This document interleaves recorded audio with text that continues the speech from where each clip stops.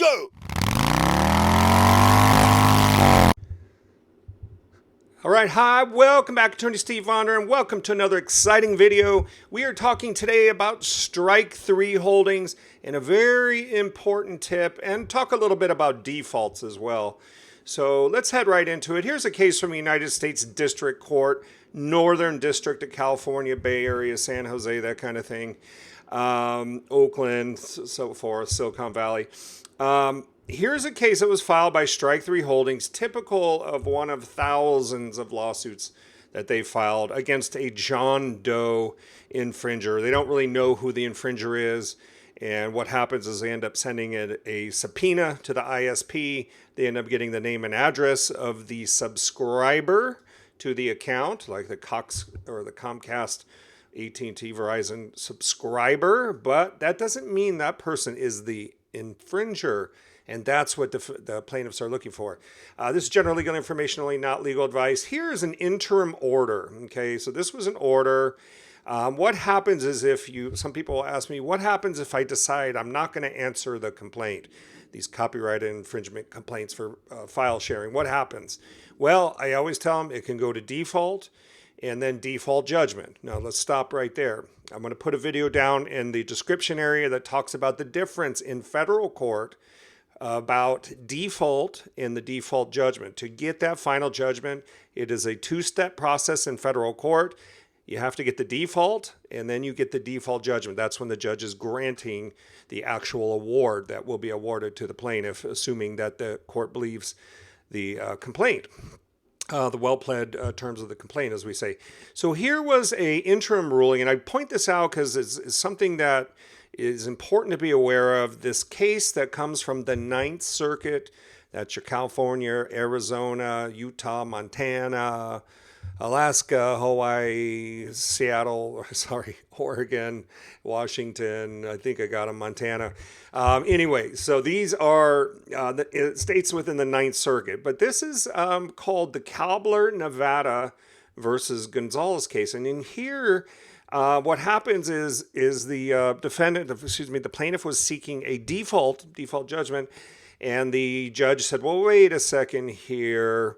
By July 30th, 2021, I want Strike 3 to file a supplemental briefing supported by additional evidence as necessary. This is what the Cobbler rule is all about, is the plaintiff must show something more, something additional, other than just this person is the subscriber. Okay, so you can say, well, Mary Doe is a subscriber, but that doesn't make Mary Doe the infringer. So the courts say, look at this Cobbler Nevada versus Gonzalez case, give me something more. So this is really interesting. Normally when you default on the complaint, the judge will accept as true all pleadings that are what we call well-pled, all allegations that are well-pled, plausible, that kind of thing. So here the judge is saying, well, wait a second.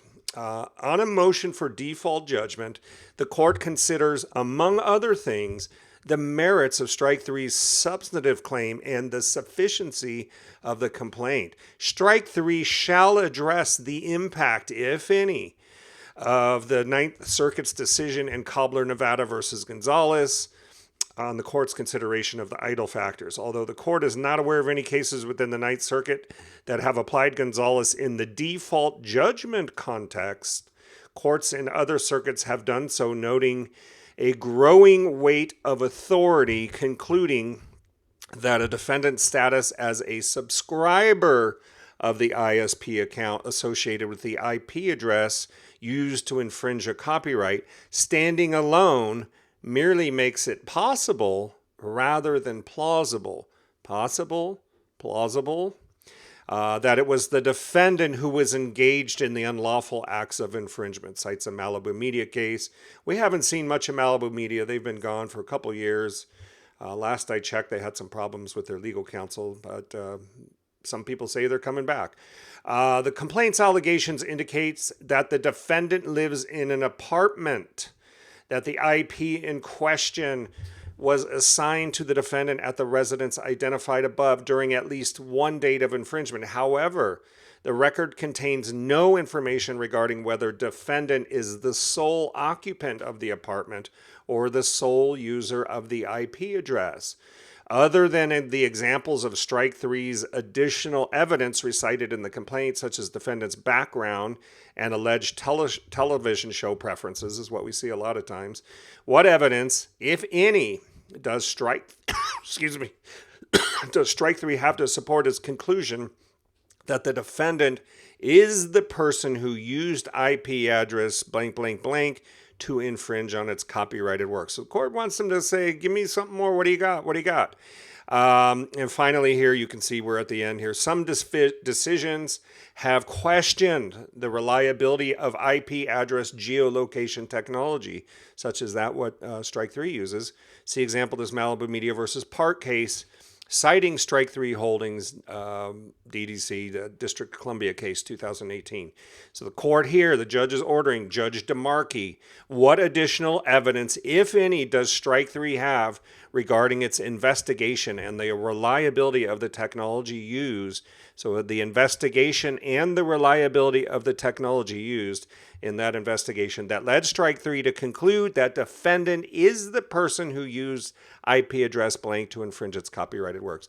So the court, as you can see, even though the court has a lot of power on a default, where there's a default and the party doesn't answer, boom, they can usually just like stamp it and hit an award. We see a lot of awards, by the way, a side note, Strike 3 Holdings, like $750, the minimum statutory damages if you default. Doesn't mean that's what's going to be in your case. Could be lower, could be as low as $200 per infringement, could be as high as $150,000 for willful infringement.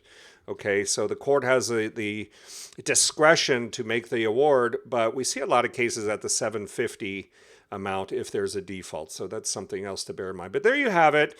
Judge DeMarchi, United States Magistrate Judge, ordering some additional evidence. Northern California Strike 3 Holdings case. If you get a letter, you get a notice from your ISP with deadlines and things like that, give us a call. We're happy to discuss. We've settled hundreds of cases, millions of dollars in cases.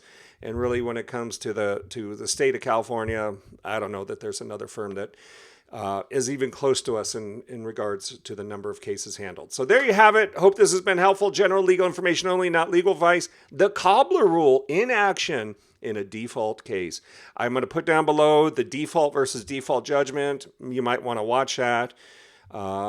At any rate, I got to run. Thanks for watching.